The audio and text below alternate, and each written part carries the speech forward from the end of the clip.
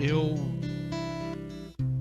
num retiro que eu fui no Rio de Janeiro há mais ou menos uns 5, 6 anos atrás, um dos padres muito santo que estava pregando o retiro me deu 3 livros de presente. Ele me deu o Compêndio de Teologia Cética e Mística do Adolphe Tanqueray, que é um maravilhoso itinerário de vida espiritual. Me deu o Catecismo da Vida Espiritual e me deu um livro chamado A Alma de Todo Apostolado, de Jean-Baptiste Chautard. E quando eu li este livro, ele mudou a minha vida de uma maneira belíssima. E este livro, Alma de Todo Apostolado, ele foi o livro de cabeceira do último Papa Santo da Igreja, São Pio X. E este livro ele condena a heresia das obras. Ele dá um grito nessa geração de missionários que não rezam e que atribuem o fruto da missão às suas virtudes e às suas capacidades. E uma das frases que eu mais meditei deste livro é a seguinte: nós não podemos trocar as obras de Deus pelo Deus das obras. E recentemente eu indiquei este livro para os pregadores, para o coordenador do estado de São Paulo, da Renovação Carismática, o Luizinho. E um amigo meu tirou xerox e presenteou hoje ele com este livro que está lá em Presidente Prudente. E talvez ele possa até usá-lo para dar o retiro nacional dos pregadores do estado de São Paulo, porque este livro de fato é um livro belíssimo para ser livro de cabeceira de um Papa, São Pio X ainda. E o Padre Pio disse que, enquanto o Padre Pio vivia, que São Pio X era a alma mais pura que tinha pisado no Vaticano. Ele é um livro que ele desmascara todo tipo de vaidade e de drama que o diabo pode fazer na vida de um missionário e de um pregador. E teve um capítulo em particular que mexeu muito comigo, que eu vou estar passando para vocês. Então será uma pregação lida e meditada com o que está nesse livro, porque eu vou ter que ler, porque é tanto conteúdo que eu não consegui reter tudo ainda.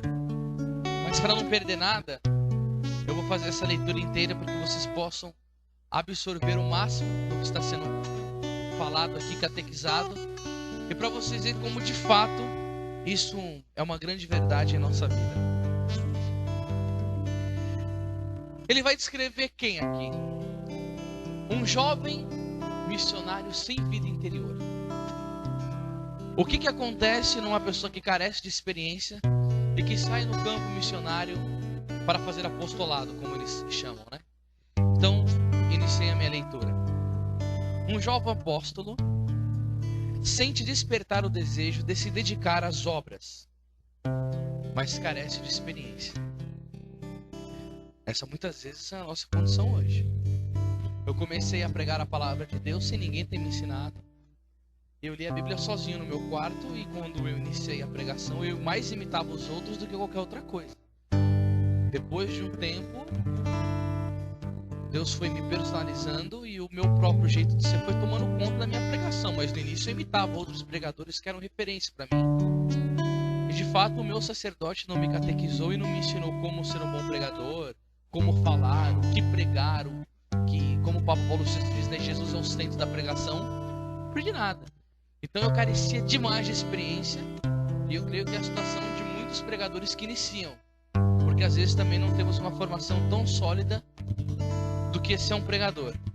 Mas isso daqui também carecia. O seu gosto pelo apostolado, pela missão, revela ardor, vivacidade de caráter, amor pela ação e até pela luta. É correto, piedoso, mas a sua piedade é sentimental, é uma rotina piedosa. A sua oração, se é que a pratica, é um desvaneio, e as suas leituras espirituais são mera curiosidade sem influência na sua conduta.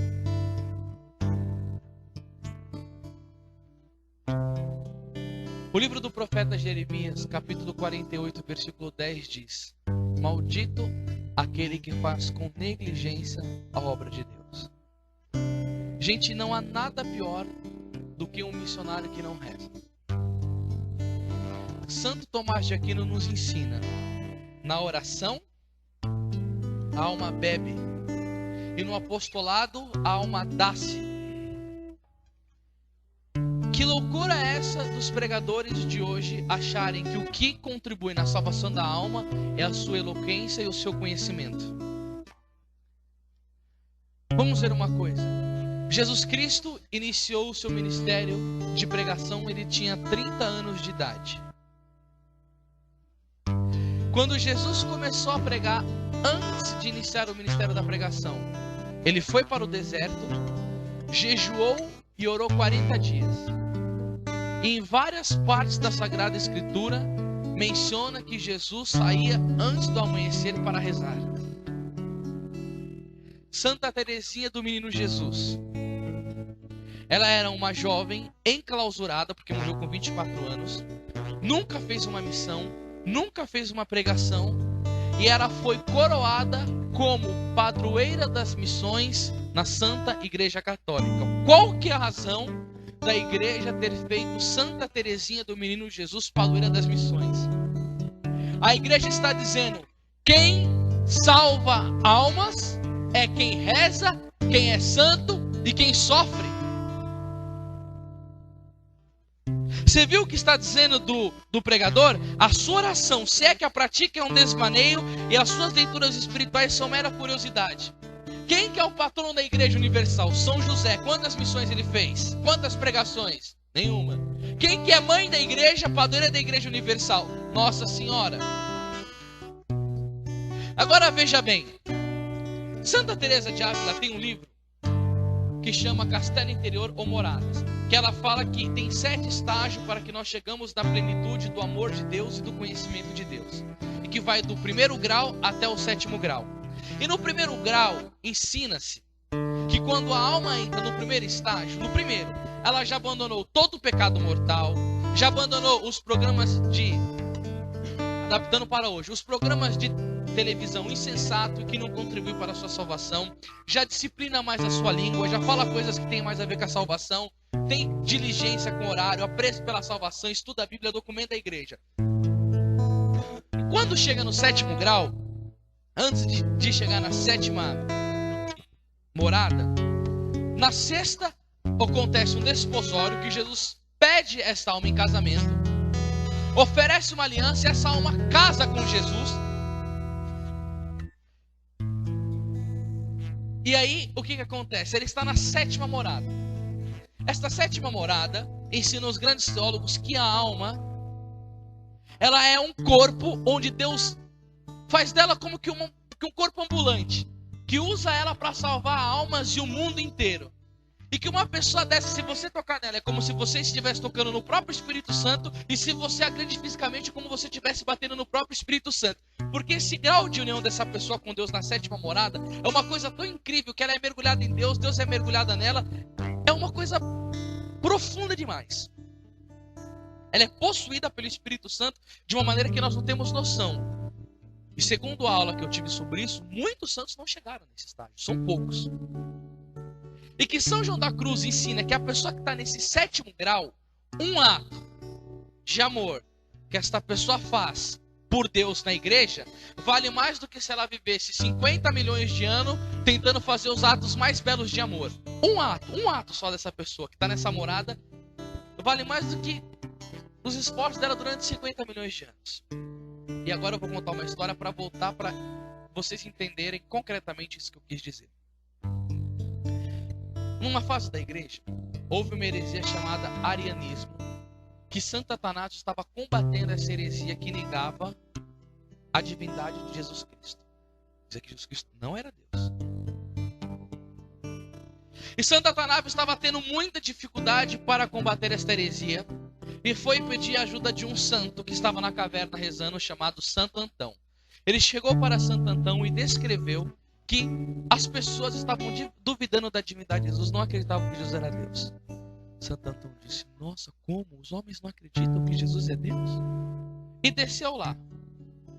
Quando Santo Atanásio foi fazer a exposição sobre a divindade de Jesus Cristo, as pessoas que estavam lá aglomerando no local, não sei se era numa igreja, começaram a questionar a pregação de Santo Atanásio.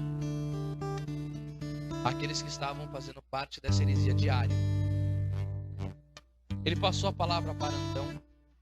Antão chegou e disse: Jesus é Deus, eu vi o Senhor.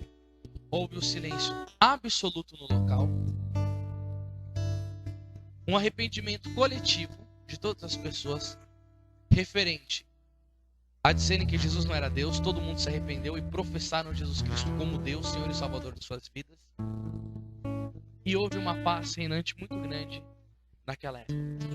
O que aconteceu? Um homem saiu da caverna e Santo Satanás, que estava combatendo, é doutor da igreja e é um santo de elevação espiritual e de santidade máxima. Agora veja bem, Santo Antão chega naquele lugar, diz assim: Jesus Cristo é Deus, eu vi o Senhor. Por quê que uma pregação tão curta teve tanta eficácia? E a aula que eu tive, o professor disse: supostamente porque Santo Antão deveria estar na 7ª morada. Deus costuma fazer esse tipo de coisa com as pessoas que têm esse grau de união e de amor com o Senhor. Esses são os prodígios que Deus realiza através da vida dessas pessoas que amam a Deus dessa maneira e que rezam dessa maneira. Agora veja bem, Santo Antão ele não era pregador. Ele era um monge que ficava habitado nas cavernas, que habitava nas cavernas. Foi o primeiro padre do deserto a combater Satanás com força no deserto. E ele não era pregador e não era missionário. E por que teve tanta eficácia? Porque a unidade com Deus, através da vida de oração, elevou ele a um amor tão grande. E ele estava todo despojado de vaidade, de egoísmo e de interesses pessoais. Era tudo para a glória de Deus. E quando uma alma está assim diante do Senhor, são esses benefícios que essa alma consegue distribuir pelo mundo por causa do grande amor que ela tem pelo seu Senhor. Quantos pregadores precisavam estar escutando isso hoje para tomar vergonha na cara e renunciarem à vida imoral que muitos vivem? Porque a Sagrada Escritura diz aqui, no livro de Timóteo, 2 Timóteo, no capítulo 2 e no versículo 19: renuncie à iniquidade todo aquele que pronuncia o nome do Senhor. E logo após, Paulo vem em Tito 1,16: proclamam que conhecem a Deus, mas na prática o renegam. Detestáveis que são, rebeldes, incapazes de qualquer boa obra. Que pregadores que são aqueles que vão dar retiro e preparam pregação somente em cima de apostila? Que pregadores que são esses que acham que os seus fundamentos teológicos são capazes de convencer uma massa e levar essas pessoas a uma experiência com Jesus Salvador e fazer com que essas pessoas se apaixonem por Jesus Cristo? Que geração de pregadores que nós temos visto que abandonaram o Santíssimo Sacramento, que não tem mais apreço pela vida litúrgica, que tem uma vida minguada de oração e por isso é arrebatado pelas vaidades e não consegue produzir fruto nenhum. Gente, o que salva é a santidade de vida, é um mistério muito grande. Eu fui em Portugal, na casa da Beata Alexandrina. Porque um homem quis violentá-la sexualmente, ela não quis ceder para ele o corpo dela. Ela pulou de um local mais ou menos de 2 andares. Depois de um tempo, o problema que ela teve na queda proporcionou a ela que ela ficasse paralítica. Eu não sei se esse é o termo correto, proporcionou, mas ela ficou paralítica por causa dessa queda um tempo depois. E quando ela ficou na cama, porque ela não podia andar, ela ofereceu a vida dela pelos pecadores. E Jesus Cristo tinha uma intimidade tal com a Beata Alexandrina que ele furou o coração dela, colocou o sangue dele lá dentro. E ela viveu mais de 18 anos só de Eucaristia, não se alimentava mais e viveu para reparar os pecados da humanidade. Ela pedia o sofrimento dos pecadores do mundo inteiro sobre ela. Não era um pecado de alguém não, de uma vida, do mundo todo. E pasme, eu li no livro, Jesus gritava com ela, até xingava ela, sua maldita. Por causa do pecado dos outros, ela acarretava tudo. Então ela tinha que sofrer aquela ira de Jesus contra os pecadores, tudo nela. Ela falava, manda para mim, contanto que eles sejam salvos. Agora me diga uma coisa. Ela foi proclamada beata, vai ser santa. Estão estudando os estudos dela para que ela seja doutora da igreja. Eu vi o quartinho dela, foi celebrado uma missa, eu estava lá no dia, olhei aquela casa simples.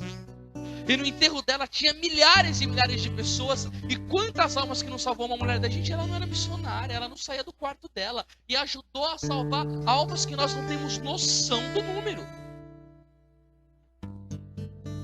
Um dia Jesus chegou para o monge e disse, atualmente no mundo há uma mulher que é muito mais santa do que você. Porque você pensa que é muito santa, mas falta tanta virtude na sua vida. Vai lá pedir oração para essa mulher. Ela é a maior santa que tem no mundo atualmente. E o monge foi atrás dessa mulher e bateu na porta da congregação religiosa e falou, olha, eu estava em oração, Jesus me mostrou que a maior santa do mundo está morando aqui nesse momento agora. Eu gostaria de saber se é aqui mesmo, é uma casa religiosa. Aí a mulher, claro, é uma casa religiosa, deve ser aqui mesmo, né? Aí a mulher foi e começou a pegar tudo quanto era freira, quanto era religiosa, e começou a mostrar essa daqui adora Jesus sacramentado, essa daqui é penitente. Ele falou, não, essa faz isso. Começou a mostrar a virtude de todas. Passou todas as religiosas. Ele falou, não é nenhuma dessas. Ele falou, então, você não teve essa visão. Não é possível que Jesus tenha mostrado para você. Ele falou, mas era aqui, eu vi esse lugar, inclusive eu vi esse hábito, era aqui sim. Ele falou, não tem mais ninguém. Ela falou, não tem. Ele falou, não é possível que não tenha, deve ter. Ele falou, tem uma louca que tá lá descascando batata e cenoura para fazer a sopa, mas ela é uma louca, esquisita, ela quase não fala. Ninguém se comunica direito com ela, até ela é meio desprezada aqui dentro, porque ela parece louca mesmo. Aí o monge falou assim, não, eu quero ver essa mulher, essa freira. E quando o monge chegou diante dela, ele se ajoelhou diante dessa e disse, essa mulher aí que Jesus me mostrou. Jesus pediu para que eu viesse aqui pedir oração para você, porque você é a mulher que mais agrada o coração de Deus no mundo e que mais salva almas para ele. Gente, a mulher era considerada como louca dentro de um convento e nunca tinha feito missão nada.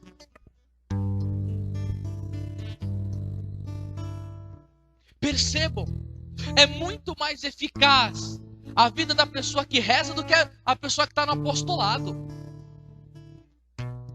Um bispo dizia da Conchinchina, nem sei onde é esse país, mas está escrito nesse livro: 10 carmelitas a rezar me auxiliariam muito mais do que 20 missionários a pregar.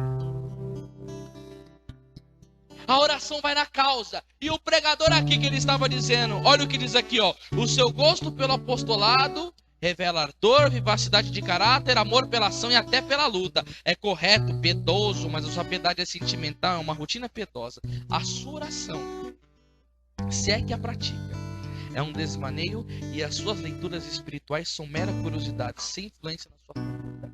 A pessoa lê para adquirir conhecimento e quando pregar as pessoas dizem, nossa, como ele é sábio. Como ele é sábio, olha como ele conhece, olha como ele cita, olha como ele conhece tal santo, olha como ele conhece doutrina e tal. Gente, não esquecemos o que o Padre Pio dizia.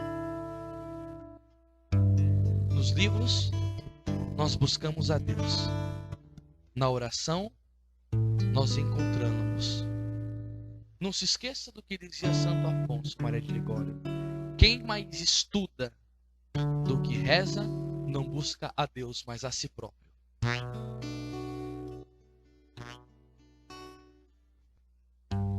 Porque o livro de Romanos diz que a letra mata, mas o Espírito vivifica. Preste atenção. Suas leituras espirituais são mera curiosidade sem influência na sua conduta. Os livros que você lê, meu irmão e minha irmã, que são pregadores aqui, é um livro que você lê, que você reproduz aquilo que está no livro para os outros, ou que primeiro você procura assimilar aquilo na sua vida, para você viver aquilo que você leu no livro, para você passar aos outros? Ou você só lê e fala, bonito, adquiri conhecimento e vou pregar? Santo Agostinho nos ensina, não há lição mais desleal do que falar bem e viver mal. A força do exemplo, ela é muito mais santificadora do que as nossas boas palavras. O padre Antônio Vieira dizia, por que João Batista convertia tantas pessoas? Ele falava, porque João Batista ele não pregava para os ouvidos, ele pregava para os olhos. Ele pregava arrependam-se, ele era um homem arrependido. Ele pregava faça penitência, ele era um homem penitente. Ele pregava humildade, mas ele era humilde. Quando um dia um monte de franciscanos estava andando pela rua, um homem chamado Leonardo viu aqueles franciscanos andando e ficou admirado com o exemplo deles. Ele falou assim: eu vou seguir esses homens. E seguiu-os. Quando os franciscanos chegaram no convento, eles entraram e Leonardo falou: se a vida aí dentro for tão piedosa como o andar desses homens, eu vou entrar e vou me tornar um deles. Ele foi, conheceu o convento e se tornou franciscano. O nome desse homem é São Leonardo de Porto Maurício. Escreveu um dos livros mais belos sobre a missa, As Excelências da Santa Missa. E como ele converteu? Porque ele viu 2 franciscanos andando na rua. Não foi pelo bom pregar deles. Eles não liam livros para adquirir conhecimento para ficar ensinando o povo, não. Eles viviam a reprodução de Jesus Cristo. Quando São Francisco falava sobre os pregadores, ele dizia: quando fores pregar o evangelho, se necessário, use as palavras. Porque quando ele convidou os irmãos para ir fazer uma pregação na praça, ele rodou na praça, deu uma volta aqui, deu uma volta lá e falou: vamos embora. E o irmão chegou para ele: Francisco, você não disse que você iria pregar a palavra? E ele disse: eu já preguei com o meu bom exemplo. Não vale nada, nada, nada, nada falar, fazer curso de oratória, dar soco na mesa, levar o povo a saltar com as emoções, levar o povo a chorar. Gente, preste atenção, se você assistir um filme de romance ou um filme de drama, você chora. Eu não estou dizendo que lágrimas não é bom, mas você pode fazer uma pessoa chorar por uma oração de cura interior. Vai no encontro de jovem, faz uma pregação sobre família e começa a fazer uma voz mansa. Imagina o seu pai te dando aquele abraço, chegando do trabalho cansado, suado, olhando para você, falando: meu filho lindo. As pessoas se desmontam. Mas isso não significa que você está levando as pessoas à conversão, gente. É bom isso, eu não estou desprezando as emoções. Me entendam, por favor. Eu não estou querendo dizer que não tem que fazer oração de cura interior, mas eu estou mostrando que há um paradoxo entre o pregador que vive uma vida de santidade e você vai ver aquele que não vive. Despreza a vida de oração.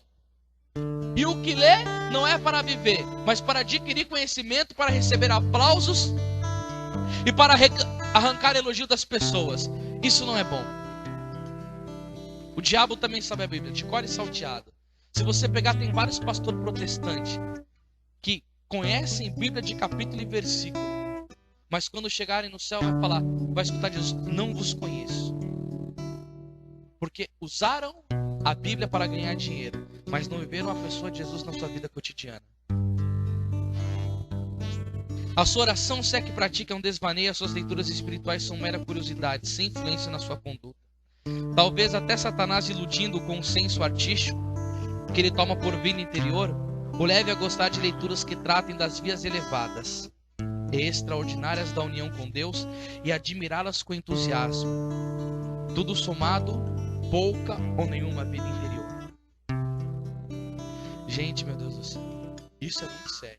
Ele está falando aqui, ó, o cara tem vários livros de teologia, de espiritualidade clássica, conhece que é um absurdo. Quando ele lê, esse entusiasmo, mas não quer viver nada disso.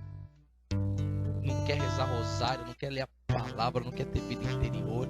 O tempo que ele passa é lendo, mas vivendo nada. Missa santíssima, não quer nada.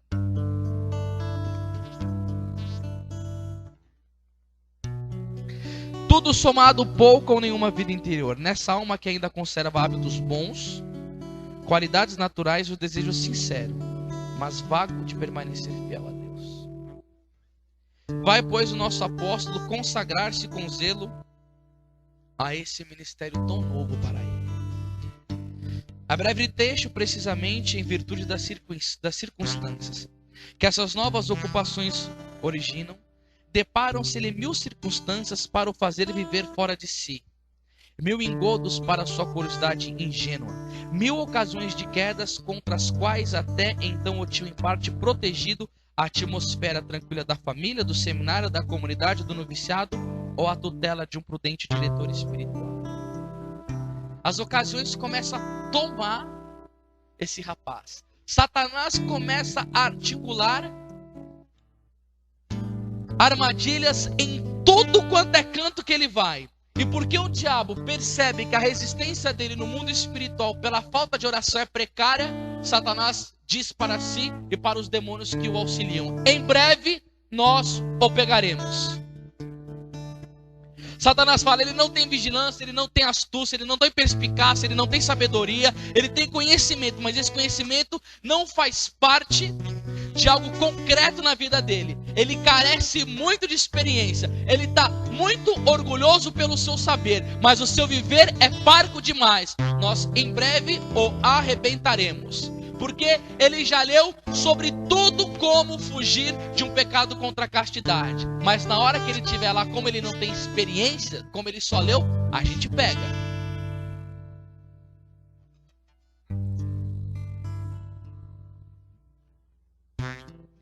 Não só a dissipação crescente ou a curiosidade perigosa, a impaciência ou a susceptibilidade, a vaidade ou o ciúme, a presunção ou abatimento, a parcialidade ou a difamação, como também a fragilidade do coração e as formas mais ou menos sutis da sensualidade, vão obrigar a um combate ininterrupto essa alma mal preparada para tão contínuos assaltos.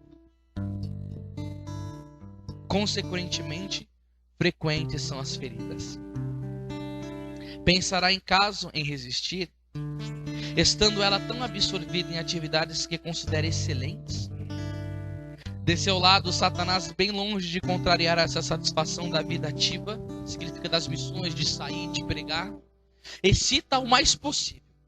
Certo dia, ele entreveu o perigo. O anjo da guarda fala à consciência.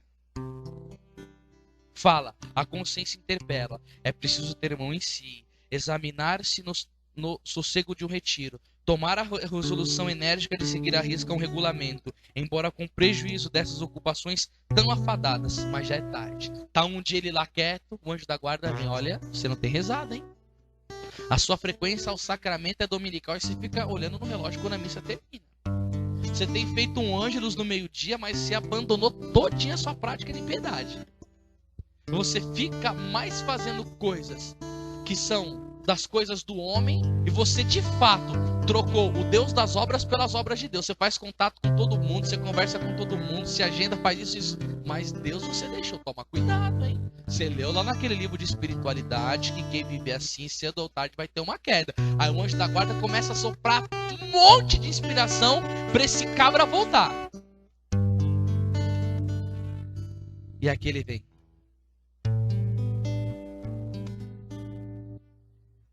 Mas já é tarde. A alma já saboreou o prazer de ver os seus esforços coroados de êxito. O cara já pregou. As pessoas babaram na pregação dele. Escreveu um livro. Vendeu bem. Vende bem CD. Vende bem DVD. Seu site é muito acessado. Vamos trazer para o dia de hoje. A sua palavra é arrebatadora. Quando ele fala, as pessoas, meu Deus, que homem sábio. Todo mundo depois que ele prega fala, nunca vi uma pregação que nem a tua. Você é o evangelizador mais ungido, ou esse seu dom, ou você é o padre mais tal. A pessoa vai acreditando no elogio de todo mundo. E para que ela vai querer ficar sofrendo, rezando, calejando o seu joelho, adorando de madrugada, fazendo jejum, pagando para quê? Se desse jeito eu tô sendo bem requisitado, eu tô sendo elogiado, eu tenho a graça de Deus que atua na minha vida, para que eu vou querer pagar um preço se Jesus já pagou o preço por mim? A graça já atua. Se o pregador não rezar, a pregação não depende da oração do pregador, mas depende da graça de Deus. Aí faz um paralelo. Por que na época de São João Maria Vianney, um sacerdote que adorava 2 horas da madrugada, ia diante do Santíssimo, adorava até as 8, celebrava a missa, fazia ação de graças, depois começou a vir tudo quanto é uma para a paróquia dele, ele pregava, arrependimento era gerado no povo, o povo ia confessar. Começou a lotar, tinha que atender fila quilométrica de confissão. Depois São João Maria Vianney começou a fechar prostíbulo. As prostitutas tudo se converteram, viraram casa de abrigo. Não se faltava mais de domingo na missa, não se trabalhava mais de domingo, ninguém roubava ninguém, ninguém falava palavrão, os bailes acabaram tudo. E um dia o demônio trancou São João Maria Vianney na parede e diz: eu te odeio. Esse ano você já arrancou 80 mil almas da minha mão. Se tivesse 3 sacerdotes como você, meu reino estava acabado. Por que o demônio não faz isso hoje com todos os padres, bispos e pregadores? Se o pregador depende da graça e não precisa ficar pagando preço e oração como tem dito por aí, por que São João Maria Vianney teve esse resultado e hoje é difícil ver esse resultado?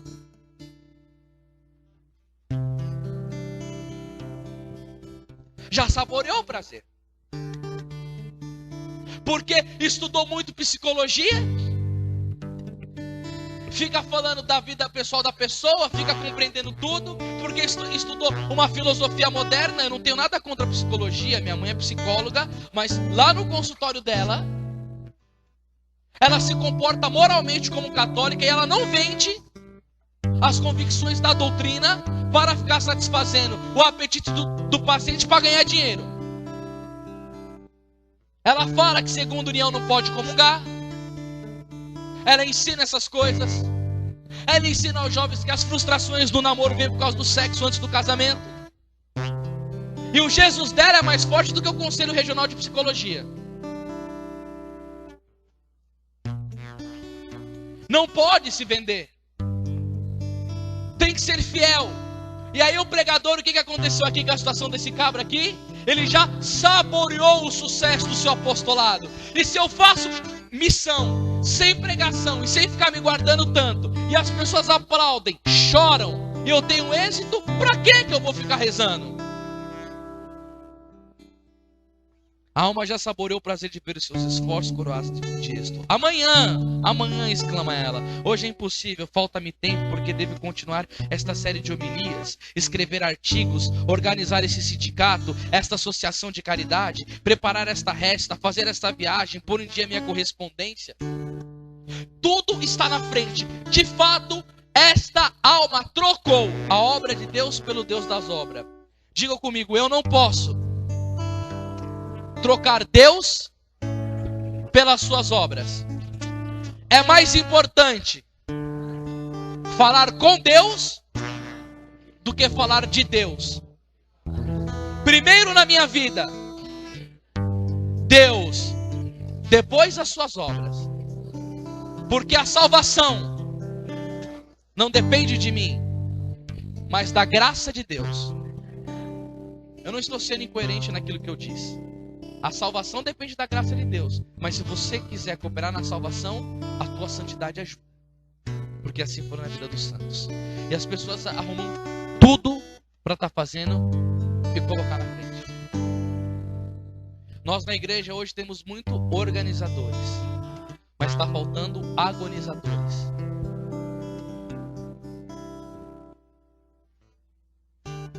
Como a tranquilizam todos esses pretextos? Porque o simples pensamento de encarar a sério a sua consciência já se lhe tornou insuportável. Quando ela fica em silêncio e que a consciência dela vem ser um pregador mentiroso, você está ficando vaidoso. Você não reza. Você lê os grandes livros de espiritualidade e você cita os grandes santos. Você admira o sangue dos mártires, mas você não derramaria uma gota do seu falso. A consciência grita. A pessoa não vai nem mais de silêncio. Você falou lá sobre vida de oração, mas você não reza nada. Você fala sobre o rosário, mas você não reza o rosário. Você fala sobre Jesus eucarístico, mas você não tem paciência para ficar 1 minuto diante do Senhor. Você fala que você ama, você não prega, você prega bonito, mas você é um pilantra. Não vive nada.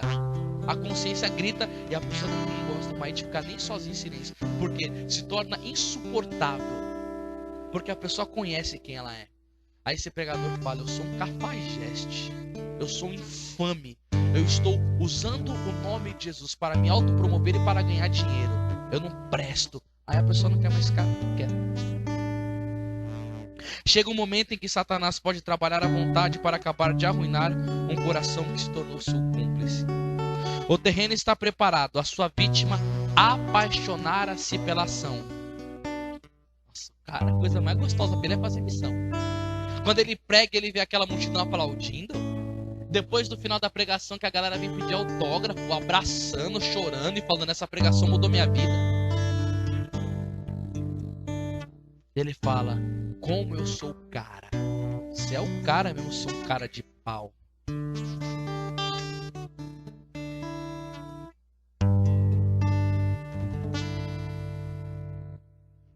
O terreno está preparado, a sua vítima apaixonar-se pela ação. Pois bem, Satanás instila-lhe a febre da ação.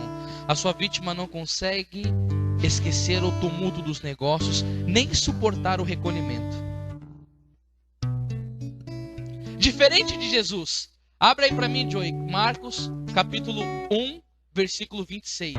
Não, 35. Olha aqui, ó. Essa alma não suporta o recolhimento. E olha o que vai dizer aqui a palavra aqui do Senhor, ó. Marcos 1, 35. De manhã, tendo se levantado muito antes do amanhecer, ele saiu e foi para um lugar deserto e ali se pôs em oração. Por que que Jesus foi para o deserto? Oséias capítulo 2, versículo 18. Por isso atrairei, conduzê-la-ei ao deserto e falar-lhe-ei ao coração. Silêncio e deserto é o lugar onde Deus fala com a alma. No louvor Deus habita, mas no silêncio Deus fala. A profecia nasce no silêncio, na escuta. Padre Pio diz: o silêncio nos permite ouvir mais claramente a voz de Deus. E Jesus disse para Santa Faustina: Deus não se comunica com uma alma tagarela. As pessoas parecem que não perceberam o centro da oração. O centro da oração não é aquilo que você fala para Deus, porque a Bíblia diz em Mateus 6 ou 6, 7, 6, 8, que antes de você falar, Jesus já sabe o que você vai dizer. O principal da oração não é o que tu fala para Deus, mas o que Deus vai falar para você. E você só vai aprender a escutar Deus se você tiver uma vida de silêncio. Fora isso. E o pregador da ação, que ele está sendo aplaudido, ele detesta o silêncio. Fazer um retiro no mosteiro, ficar 8 dias trancado, querendo escutar Jesus. Eu lembro que apareceu um cabra lá na minha comunidade, veio do estado do Brasil, sem me avisar, nem sabia de onde ele era. Quando ele chegou lá na comunidade, ninguém gostou do jeito do cara, todo mundo percebeu que ele era estranho. E ele era orgulhoso demais, falava muito de si. A gente que está nessa experiência de vida missionária percebe um pouco da pessoa quando ela não está com uma reta intenção. Quando o pregador, o cara começou a falar demais, eu falei: ih. E ele falou que ele queria Deus, que ele queria fazer a missão e que eu não sei o que lá. Eu falei: você quer Deus mesmo, irmão? Ele falou: quero. Eu falei: eu vou te levar no mosteiro para você fazer um retiro de silêncio de 8 dias, que nem eu fiz lá com o Padre Mateus, meu diretor espiritual. Você vai acordar às 5 da manhã para ir para a capela para rezar. Você vai dormir 9h30 da noite, 10 horas. Você vai ficar em silêncio o dia inteiro sem poder falar com ninguém. Você só vai poder falar com o diretor espiritual, com Jesus e com a Sagrada. Não, eu vou. Levei ele lá para fazer o retiro. Meu diretor espiritual falou: eu vou mandar esse cara embora. Ele não quer nada com a vida. Ele tá fugindo de alguma situação. Ele tá com fuga aí pra você, porque Deus ele não quer, dorme o dia inteiro, só quer saber de comer e quando vai pra capela só dorme. É difícil ver uma pessoa que suporta isso, pra querer fazer a vontade de Deus e aprender a ter uma vida de recolhimento, sabendo o que o Santo Tomás de Aquino disse: na oração a alma bebe e no apostolado ela dá-se. E como dizia São Bernardo de Claraval, que nós não podemos ser canal, nós temos que ser reservatório, porque o canal seca, mas o reservatório sempre está cheio de água. E aonde a gente bebe é na fonte, meus irmãos. É na adoração eucarística, é na Santa Missa, é na oração pessoal, na meditação da Sagrada Escritura e no estudo da doutrina clássica da igreja, sem ser uma doutrina prostituída e adulterada como é a teologia da libertação. É assim que o pregador deve se comprometer. Aí assim o ministério dele será frutuosíssimo. Mas esse pregador aqui, enganado pelo demônio, não suportava mais o silêncio.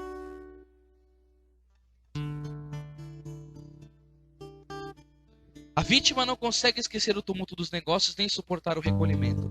O demônio incute-lhe horror a tudo isso, é lembrar-lhe novos projetos, aos quais habitualmente das aparências de zelo pela glória de Deus e pela salvação das almas. Quer construir coisa, eu preciso construir na minha comunidade isso, eu preciso pedir arrecadação, eu preciso pedir dinheiro. Vai, faz um monumento, como tantas comunidades que nós temos aí, ó, que só vive atrás de dinheiro, mas não reza nada.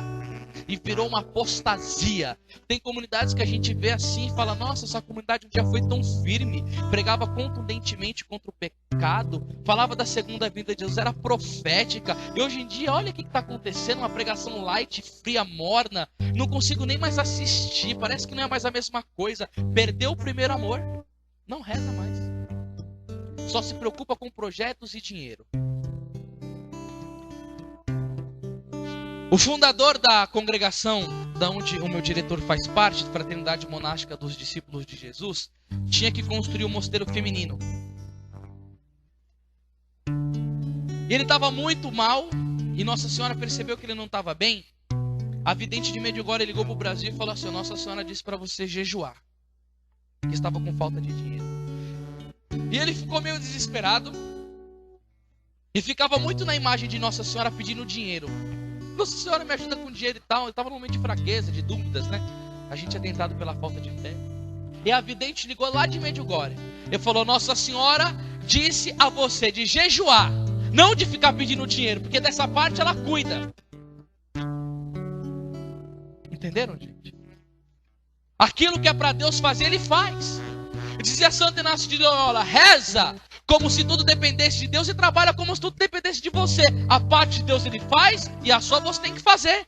Mas não precisa ficar desesperado. Essas pessoas ficam pedindo dinheiro, é porque não reza. Tem que pedir também porque o coração do homem hoje não é tão generoso. Mas em inúmeros lugares só se pede dinheiro. Uma vigília eucarística pedindo a providência não se faz mais. Uma semana de jejum não quer mais fazer. Um cerco de Jericó de 24 horas, todo mundo adorando o Senhor ininterruptamente, não querem fazer. Ah, meu Deus do céu, se voltasse a essas práticas, a graça aconteceria. Porque depois da guerra, o Padre Pio queria abrir um hospital. E a mulher disse para ele, nós não temos recursos. A filha espiritual dele, Cleonice, ele falou, Nossa Senhora não abre só corações, abre bolsas também. Mas o Padre Pio rezava 100 terços por dia.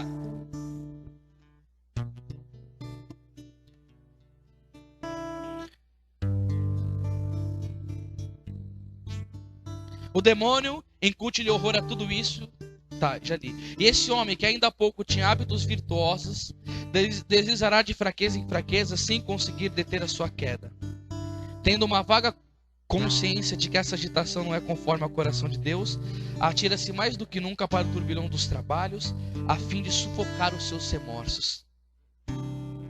O tempo dele, ele não deixa um segundo para o silêncio, porque senão ele vai escutar a voz de Deus dentro dele, e ele não quer mais isso. Ele trabalha, para não escutar Deus advertir, esse pecado que você está fazendo aí, ó, está te prejudicando, sabe por quê? Santa Teresa d'Ávila nos ensina, quem trabalha para Deus em pecado, a sua intenção não é dar glória a Deus, mas prazer ao demônio.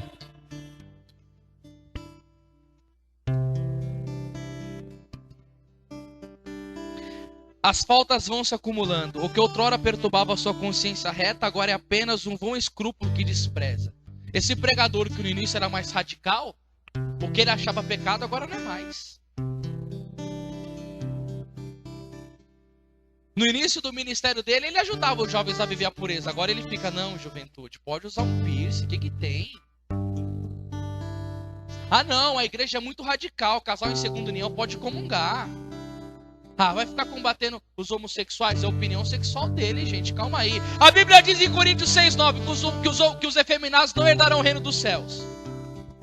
A igreja ama os homossexuais, mas não a prática. Se cometer, será condenado, sim. A igreja ama de paixão e nenhuma instituição ama mais os homossexuais do que a igreja. Mas é pecado. E os pregadores que faltam com a vida de oração relativizam isso sim, meus irmãos. O jovem vai confessar, me masturbei. Ah não, você precisava se aliviar. Faltei na missa de domingo. Ah, não tem problema, Deus não é tão exigente assim não. Ah, vim aqui me confessar, que pecado você cometeu? Eu não estou amando a Deus acima de todas as coisas. Ah, para com isso, meu, vai cuidar do pobre, vai dar atenção pro seu irmão. Você ama a Deus do seu próximo. Essas coisas vão acontecendo, hein, meus irmãos?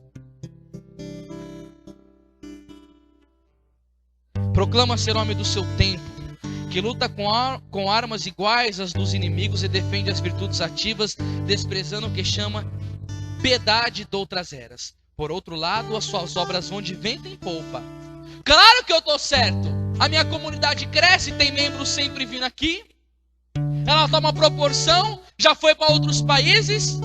Então quer dizer que tudo que cresce é de Deus. Então vamos canonizar o Edir Macedo. E o Valdomiro, então, pelo amor de Deus, né? Mais santo do que São Benedito, negão lá, né? Se quer dizer que a igreja cresce, minha obra está de vento em popa. O que eu lembro que Santo Agostinho dizia: quando Deus permite um orgulhoso executar uma obra para abrir a sua cova. Por outro lado, as obras vão de vento em popa e o público aplaude. Todo mundo, nossa, hein? Que homem de Deus, onde ele toca vira ouro. Nada de oração. E a vida do beato Charles de Foucault, que queria fundar uma comunidade e morreu sem fundar a comunidade dele. E depois as pessoas acharam os escritos dele e fundaram uma comunidade após a morte dele. Era um santo que rezava o dia inteiro. Vivia na presença de Deus.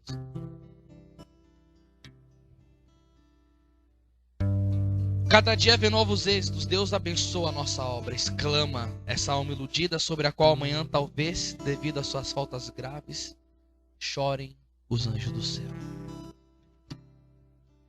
Como cair esta alma num estado tão lamentável? Inexperiência, vaidade, imprevidência e relaxamento. Não calculando os seus fracos recursos espirituais, lançou-se à aventura. Esgotadas as provisões de vida espiritual, vê-se na situação do nadador temerário, que já sem forças para lutar contra a corrente, se deixa arrastar para o fundo. Detenhamos-nos no instante para medir o caminho percorrido e a profundidade do precipício. Primeira etapa, a alma foi progressivamente perdendo, se é que as teve alguma vez, as convicções sobre a vida natural e a economia do plano de Nosso Senhor, quanto à relação da vida interior com as obras. Ela viu na Bíblia, escutou um dia que é necessário rezar e santificar-se para salvar, mas ela esqueceu disso. Tiago 1:22, sede cumpridores da palavra e não apenas ouvinte. Começar para muitos, perseverar para santos. Tem que começar na graça e terminar na graça, porque a perseverança final não será dada para quem começou bem. 2 Timóteo 2:5, nenhum atleta será coroado se não tiver lutado segundo as regras. E Apocalipse 3:11 diz: vem em breve, conserva o que tu tens para que ninguém tome a tua coroa. Não deixa perder o primeiro amor. Meus irmãos, eu estou passando por uma fase tão difícil na minha vida. Eu tenho visto Satanás odiar o meu ministério, porque eu tenho visto que Deus está querendo me abençoar. Às vezes eu digo para minha mãe, como eu disse para vocês, irmão, eu vou arrastando para a missa. Às vezes eu não tenho vontade de comungar. Como Santa Teresa d'Ávila, que às vezes ia adorar o Senhor, mandava as irmãs da congregação fechar a porta do lado de fora e dizia: só abre a porta quando der o meu horário. Como Santa Teresinha, que dizia: Senhor, meu coração está mais gelado do que essa mármore aqui, que era o lugar onde ela se apoiava para adorar Jesus. Mas eu vou, meus irmãos. Eu não estou na igreja por aquilo que eu sinto, mas por aquilo que eu creio. Esse negócio de emocionalismo não dura muito tempo. Deus vai chamar a parentese espiritual. Deus vai colocar a gente no Getsemane, quer queiramos ou não. Ele vai catequizar o pregador. Se você quer contribuir para a salvação das almas, aprenda a ser crucificado comigo. Não é só para começar bem. São João da Cruz diz: na vida espiritual quem não progride regride. Pregador, se você orava, se você jejuava, ia à missa, adorava, por que você não faz mais isso? Se na tua vida espiritual no início você era mais santo, mais santificado, tinha mais temor ao pecado, assistia menos televisão, via menos site, por que hoje relativizou? Se Paulo diz em Filipenses 3:16 ou 18, contudo, seja qual o grau a que chegamos, o importante é prosseguir decididamente. Olha o que ele vai dizer aqui para Timóteo: tu, portanto, meu filho, procura progredir na graça de Jesus Cristo. 2 Timóteo 2:1, ele não fala regride, fica mais light, reza menos, começa a ver o pecado com um novo ângulo, o ângulo da teologia herética, da teologia da libertação. Fala que o pecado é uma consequência social somente. Deixa de pregar sobre o inferno. Não ensina as pessoas do temor de Deus. Porque você está tendo um êxito assim. Se você começar a falar a verdade, pregador, você vai ser queimado na igreja. Se você começar a falar a verdade, você vai ser perseguido. As pessoas não vão gostar de você. Porque no século 21, você querendo ser como João Batista, reproduzir fala de Padre Pio, que quando as mulheres iam com roupa imoral, ele chamava ela de porca e falava que as carnes destudadas vão queimar no inferno, por causa da imoralidade da época. Você é louco falar isso hoje, pregador? As pessoas não vão mais abrir porta para você estar pregando. Você tem que falar para agradar o povo. Eu lembro um dia eu estava na Bahia, fui conversar com um padre numa madrugada e batemos um papo muito bacana. E a conversa ia de vento em popa e chegou no momento que o padre começou a falar só heresia na conversa. Começou a negar a existência do demônio, falou que o jovem que masturbava com ele deixava confessar, porque o jovem se masturbava muito. Ele falou, não aguento mais confessar, já pode comungar porque você está viciado, Jesus vai te entender, e casar segundo união pode. Eu falei, meu Deus do céu. E que o demônio não existe e tal. No dia seguinte eu fui preparar minha pregação, eu falei, eu vou denunciar tudo o que esse padre disse que pode e que o catecismo não pode. Fiz que nem eu fiz hoje na pregação, catei no catecismo e falei, agora eu vou mostrar no catecismo da igreja. E eu falei, eu vou ter que fazer isso pelo bem do povo. Porque se o moleque tá indo comungar em sacrilégio e a outra tá acreditando que o demônio não existe, se o demônio não existe, consequentemente o inferno não existe, então por que eu vou ficar lutando contra o pecado? Essa é a mentalidade do povo. E eu falei, eu não tô vindo aqui para ficar brincando de pregador, eu vim aqui para falar a verdade, para lutar para levar esse povo pro céu. Separei tudo, falei, eu vou detonar. Quando eu tô para entrar na pregação, o padre cruza a porta. Eu falei, ah, meu Deus do céu, eu vou mudar toda a minha pregação. Eu só falei, o padre vai me matar aqui, nunca mais eu volto nesse lugar. Quando eu fui pregar a palavra, senti uma inspiração dentro de mim e veio a palavra de Gálatas capítulo 1, versículo 10. Irmãos, eu fui abrir a palavra. Quando eu abro a palavra, olha o que está escrito. É porventura a favor dos homens que eu procuro ou de Deus? Por acaso tem interesse em agradar aos homens? Se quisesse ainda agradar aos homens, não seria servo de Cristo. Falei, meu Deus do céu. Lembrei do que dizia São Francisco de Paula, São Vicente de Paula. Não sei se é Vicente ou Francisco. Eu preferiria ter as mãos atadas e os pés atados e ser jogado numa fogueira do que tem que agradar aos homens. Quando eu comecei a pregar o padre lá, eu disse, a Bíblia diz sobre a existência do demônio em Jó, no capítulo 1. Fala em 1 Pedro 5,8, Tiago 4,7. E falei, Jesus foi tentado pelo demônio no deserto, Mateus 4, Lucas 4. Comecei a denunciar. Aí eu fui pro magistério. O Papa Paulo VI diz que quem nega a existência do demônio sai do âmbito eclesial. João Paulo II diz que Satanás é um ser perverso e vendedor. Leão 13 fez a oração contra Satanás pelo auxílio de São Miguel Arcanjo. Cadê o catecismo? Jovem que se masturba, transa antes do casamento, que tem segunda união, que é amaziado, amancebado, lalaiado, não pode comungar. E comecei a pregar. Terminou a pregação, falei, agora o padre me mata. Quando eu tô saindo, o padre abre os braços, vem com os olhos marejando. Ele falou, nunca vi um jovem tão corajoso assim. Eu quero ir na sua livraria, comprar todas as suas pregações, porque eu quero pregar que nem você. Vale a pena, irmãos, estar unido na oração e na verdade. Porque naquele dia eu vi um sacerdote voltar-se pela verdade, porque eu estava lutando para vivê-la. Mas pregador sem responsabilidade e sem amor pelas almas está pouco se lixando para isso. Ele não quer encrenca com os homens, ele quer agradar todo mundo. E Jesus não nos chama para isso. A pregação também é sinal de contradição. Mateus 10, 22, sereis odiados de todos por causa do meu nome, mas aquele que perseverar até o fim será salvo. João 15, 20, se me perseguiram, onde perseguir a vós? 2 Timóteo 3, 12, pois os que quiserem viver piedosamente em Jesus Cristo haverão de sofrer perseguições. Eu fui enxotado dos maiores grupos de oração do Brasil, com mais de 1000 pessoas, porque eu denunciei a incoerência da Dilma e do seu partido, que é comunista, que é contra a igreja. E me colocaram dentro de uma sala com a pastoral da igreja e todas as pessoas presentes pesadas da igreja para enxotarem a minha pregação e dizer que eu era um jovem maluco. E me queimaram lá na renovação carismática, mas eu já fui conversar com o coordenador e ele entendeu a minha posição, porque eu falei, eu fui igreja, meu irmão. Eu defendi os preceitos católicos e o povo, tudo lá que me chamava de profeta, me expulsou da igreja. Quando eu fui e preguei pela primeira vez o meu testemunho, a oferta foi cheia, foi gorda. O pessoal gostou. Sabe o que o coordenador do grupo disse na presença de todo mundo? Deus me revela que hoje foi o dia que mais teve conversão de alma nesse grupo. Já veio pregadores do Brasil e do mundo, mas hoje foi a melhor pregação que esse grupo teve. E depois de 2 meses eu volto e ele me manda embora, dizendo que eu sou um louco. É assim. Vida de pregador também tem que passar por isso, por essas perseguições. E quem está a fim de agradar aos homens não tem coragem de pagar o preço pela verdade. Como cair assim essa alma num estado tão lamentável? Aí, primeira etapa. Vê as obras através de um prisma enganador. A vaidade serve de pedestal sutil às pretensas boas inclinações. Que querem? Deus concedeu meu dom da palavra, responde aos aduladores um pregador inteiramente exteriorizado. A alma mais que a Deus procura-se a si mesmo. A reputação aqui, irmãos.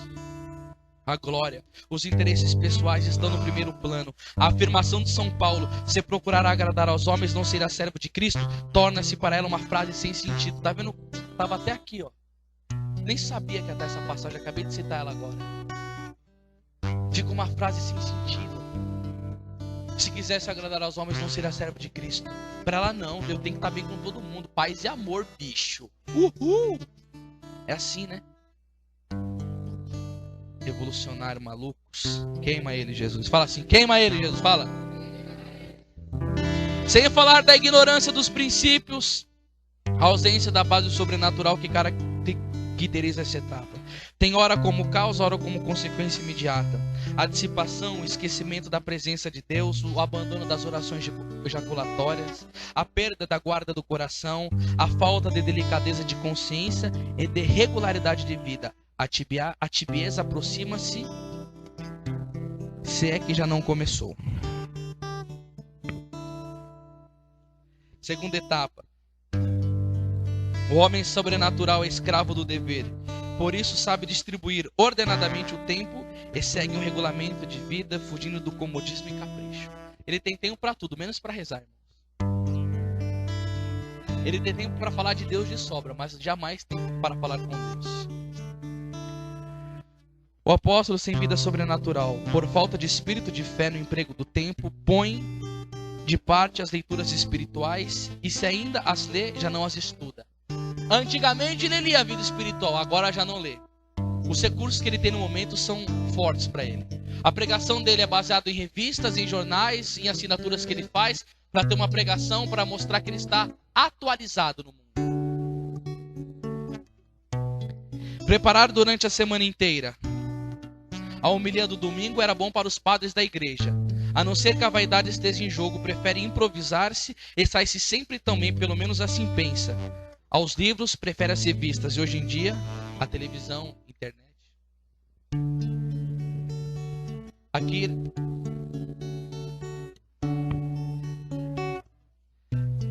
E aqui ele está falando também, porque esse livro é mais destinado aos eclesiásticos, mas serve para nós também, né? Abandona o método de vida, desperdiça as horas livres, só procura distrações para se furtar a lei do trabalho. Essa grande lei de preservação, moralização e penitência. Considera teórico e enfadonho tudo o que estorva a sua liberdade de movimentos. Não lhe chega o tempo para tantas obras e deveres sociais, é até para o que julga necessária a saúde e a distração. O cara faz obra social, esporte e tal, mas não reza. Realmente, diz Satanás, consagras tempos demais à meditação, ao ofício, à missa, ao teu ministério, aos teus estudos. É necessário cortar o supérfluo. A oração, o demônio tenta a pessoa que é supérflua, ela acredita. Porque ela recebe ligações toda hora. Tem tanta tarefa que ela fala, não, o mundo precisa de mim, senão o mundo vai desabar. Quando chegaram para a Madre Teresa de Calcutá, as filhas da caridade, e disseram para ela, Madre, diminui a nossa hora de adoração. Porque estamos com muito trabalho, há muito pobre e há muito tempo. Diminui. Ela falou, quantas horas de adoração vocês estão fazendo diariamente? 2 horas. Ela falou, então a partir de hoje será 3.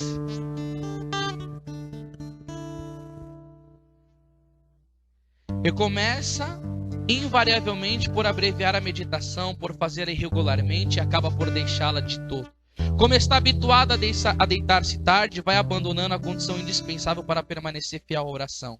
Levantar-se a uma hora certa. Ora, na vida ativa, abandonar a meditação ou reduzi-la a 10 ou 15 minutos equivale-se a render a um inimigo. O cara está falando para um missionário, uma pessoa que reza 15 minutos de oração pessoal. Você faz oração pessoal, irmãos? Ele falou que 15 minutos de oração pessoal é render-se ao inimigo.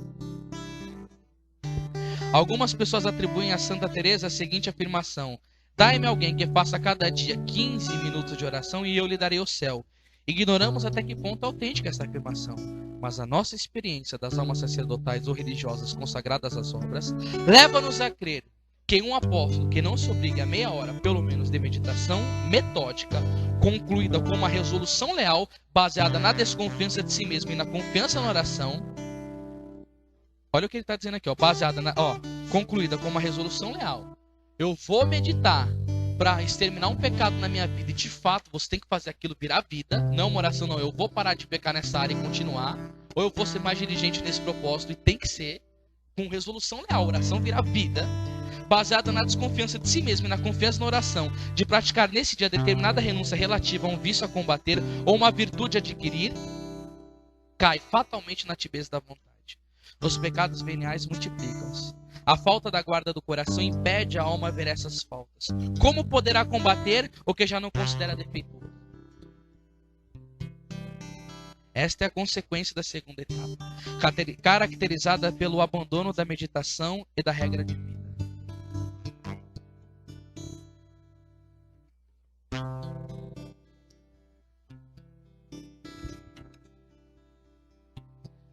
E aqui vamos para o encerramento dessa pregação. Eu vou fazer o pregador enganado pelo diabo, parte 2. Porque já está dando 70 minutos, só tem mais 10 minutos e tem mais algum trecho para estar lendo. Mas eu creio que disso que foi falado serviu para alguém. Se não serviu para vocês, serviu para mim. E bem servido.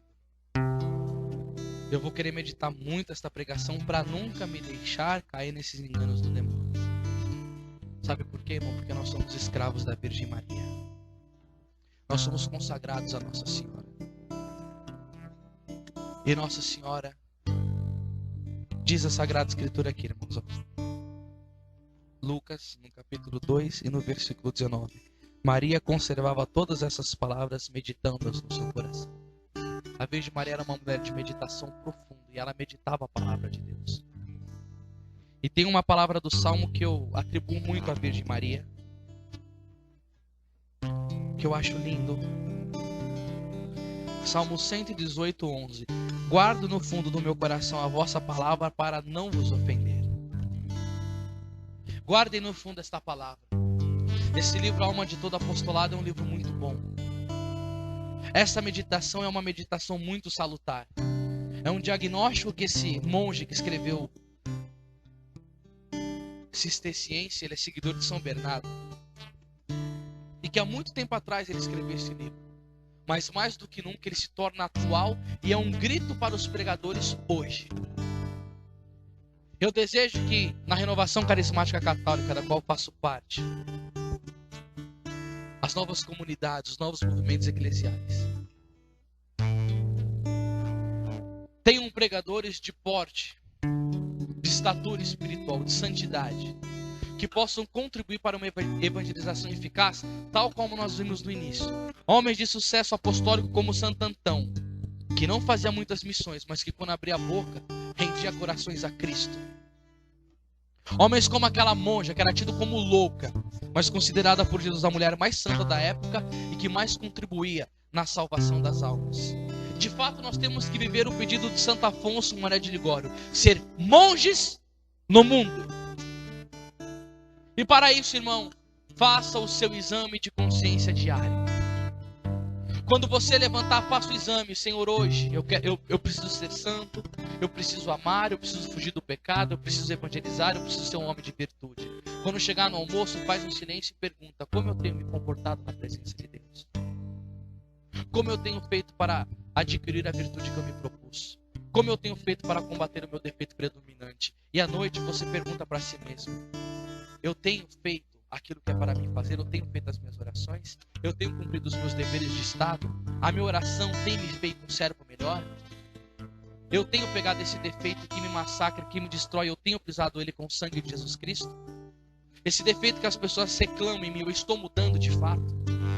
Eu era uma pessoa que julgava todo mundo, eu estou conseguindo conservar a minha língua, eu tinha muita mágoa no coração, eu estou conseguindo amar mais. Eu estava gastando tempo desnecessário, eu estou administrando melhor o meu tempo, eu estou frequentando mais os sacramentos. Irmão, não desista de ser santo. Não desista de pagar um preço para passar por esta geração e fazer a diferença. Queira ardentemente fazer parte do triunfo do Imaculado Coração da Virgem Maria. Viva coerentemente a sua consagração a Nossa Senhora, para que nós possamos fazer parte do cumprimento da profecia de São Luís Maria. E olha como ele disse que serão os pregadores.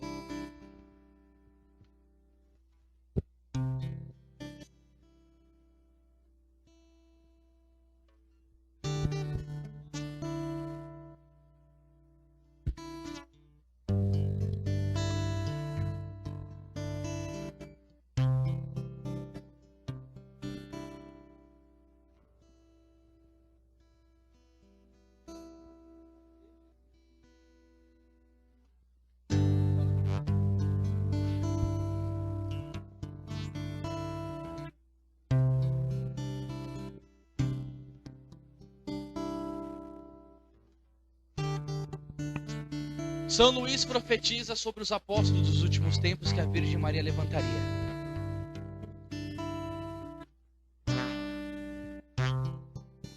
Enfim, Deus quer que sua mãe seja hoje mais conhecida, mais amada e mais honrada do que nunca. Isso acontecerá sem dúvida se os predestinados entrarem com a graça e a luz do Espírito Santo na prática interior e perfeita que seguidamente lhes descobrirei. Isso acontecerá se os predestinados. Você crê que você é um predestinado para ser um apóstolo dos últimos tempos? Mas quem serão esses servos, escravos e filhos de Maria? Serão ministros do Senhor, que qual fogo crepitante levarão a toda parte as chamas do amor divino. Serão setas nas mãos do Todo-Poderoso, flechas agudas nas mãos poderosas de Maria para transpassarem os seus inimigos. Serão filhos de Levi, bem purificados no fogo das grandes tribulações, bem apegados a Deus, que trarão o ouro do amor em seus corações, o incenso da oração no espírito e a mirra da mortificação no corpo. Serão por toda parte o bom odor de Jesus Cristo, odor de vida para os pobres, os pequenos e os humildes, odor de morte para os grandes, os ricos e os orgulhosos mundanos. Serão nuvens trovejantes, que voarão pelos ares ao menor sopro do Espírito Santo, e sem se apegarem a coisa alguma, nem se admirarem ou inquietarem, espalharão a chuva da palavra de Deus e da vida eterna. Bradarão contra o pecado, clamarão contra o mundo, fulminarão demônios e seus adeptos, atravessarão de lado a lado para a vida ou para a morte, com a espada de dois gumes da palavra de Deus, todos aqueles a quem forem enviados da parte do Altíssimo. Serão verdadeiros apóstolos dos últimos tempos, a quem o Senhor das virtudes dará a palavra e a força para operar maravilhas e arrebatar gloriosos despojos ao inimigo. Dormirão sem ouro nem prata, e o que é mais, sem cuidados nos meios dos outros sacerdotes, eclesiásticos e clérigos. Terão, no entanto, as asas prateadas da pomba, para irem com a reta intenção da glória de Deus e da salvação das almas, aonde o Espírito Santo os chamar. Deixarão após si nos lugares onde estiver empregado o ouro da caridade, que é o cumprimento de toda a lei. Esse é o propósito que Nossa Senhora tem para nós, e nós devemos lutar para estarmos no desenho dessa profecia maravilhosa e nos colocarmos na fileira dos predestinados e cumprir cabalmente esta profecia, ser apóstolo dos últimos dias, não um pregador enganado pelo diabo. Louvado seja o nome de nosso Senhor Jesus Cristo. Vamos levantar neste momento e vamos pedir a graça do Espírito Santo para sermos esses apóstolos. Senhor, nós escutamos esta palavra, Senhor, e meditando, escutando, ouvindo-a e fazendo a reflexão, de fato nós não queremos ser este pregador, Senhor, vaidoso, orgulhoso, prepotente, enganado por Satanás, preocupado só com as obras, mas nós queremos ser pregadores e pregadoras que queiram ver a Tua glória, a manifestação do Teu amor, Senhor. Nós queremos que o Teu caráter reflita em nós. Nós queremos ser a reprodução de Jesus Cristo e da Virgem Maria por onde passarmos. Que a nossa pregação seja quente pela nossa oração. Que o nosso testemunho, que o nosso exemplo, Senhor, seja a vida de virtude, seja a vida de pureza, seja o amor pela igreja, seja a radicalidade contra o pecado, seja o amor às virtudes. Senhor, nós queremos brigar com Satanás, Senhor. Nós queremos ver o triunfo do Teu reino sobre o império das trevas, mas nós queremos brigar com a arma que nos foi dada, e a arma que nos foi dada é a santidade de vida. Nós não queremos ver o triunfo do pecado, nós não queremos ver o triunfo do aborto, do homossexualismo, nós não queremos ver a apostasia na igreja, nós queremos ver o poder do Espírito, o reavivamento, o despertamento, a convicção do pecado sendo gerada pela nossa pregação e multidões voltando para Ti. Nós queremos ver, Senhor, famílias sendo restauradas, filhos submissos aos pais. Nós queremos ver o marido se entregar pela esposa, a esposa ser submissa ao marido, o amor entre os esposos. Nós queremos ver uma juventude santa, zelosa, capacitada para boas obras, tomada pelo Teu poder, Senhor. Nós queremos ver, Senhor, sacerdotes santos, diáconos santos, bispos, pastores de fato. A nossa oração, Senhor, nós cremos nisso, pode produzir esses efeitos, Senhor, porque o Senhor disse: pedis e recebereis. Nós pedimos, Senhor, a graça de sermos santos, para que com o impacto da nossa vida outras vidas sejam alcançadas por Ti, Senhor. Nós queremos, Senhor, voltar ao primeiro amor, mesmo sem o sentimentalismo, aquela coisa gostosa das lágrimas que foi do início, Senhor. Nós não precisamos, Senhor, nos apoiar nisso. Nós queremos nos apoiar na Tua cruz. Nós queremos apoiar na verdadeira devoção à Tua Mãe Santíssima. Nós queremos nos apoiar na Tua palavra. Nós queremos nos apoiar na presença do Espírito, que torna o pregador eloquente, vivaz, forte, santificado, afogueado, batizado. Ó Senhor Jesus Cristo, ouve o nosso clamor, ouve a nossa oração, produz em nós frutos, Senhor. A árvore é conhecida pelos frutos, Senhor. Nós queremos os frutos do Espírito Santo na nossa vida, porque nós sabemos, Senhor, que os pregadores que vivem sobre a carne não Te agradam. Nós queremos o fruto do Espírito, Senhor, que é caridade, que é alegria, que é paz, que é paciência, afabilidade, bondade. Nós queremos a fidelidade, nós queremos a brandura, a temperança. Nós queremos viver para Jesus, nós queremos doar a nossa vida por Ti, Senhor. Nós queremos ser na igreja, na renovação, nos novos movimentos, na nossa escola, no nosso trabalho, na faculdade, o bom odor de Jesus Cristo. Nós queremos representar, Senhor, uma juventude que viva a santidade de vida e que testemunha com a vida, não somente com as palavras, o que é estar sobre o senhorio de Jesus. Nós queremos semear a verdadeira cultura de Pentecoste. Nós queremos, Senhor, ver este mundo rendido aos Teus pés, e por isso nós queremos trabalhar para a Tua glória. Vem, Nossa Senhora, e gere-nos no Seu ventre de amor, no Seu castíssimo ventre, puríssimo seio. Vem, ó Mãe Santíssima, esposa do Espírito Santo, agasalhe-nos com Teu amor e formai-nos verdadeiros apóstolos dos últimos tempos, para o triunfo do Seu Imaculado Coração, para a glória da Igreja Católica, para a glória de nosso Senhor Jesus Cristo. Oh, Xandarassurie, Sandalaia Manarassurie, La Sandalashurie, Sandalamaras, Halakandaramashurie, Sanalalassurie. Hoje o céu se abre pra derramar sobre os corações toda a graça do Pai. Eu também bem, quero me derramar de todo meu coração nos braços do Pai.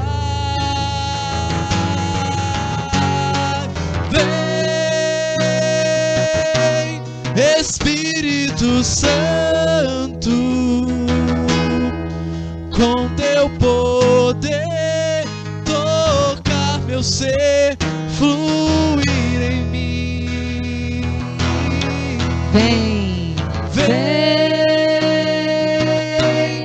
Espírito Santo,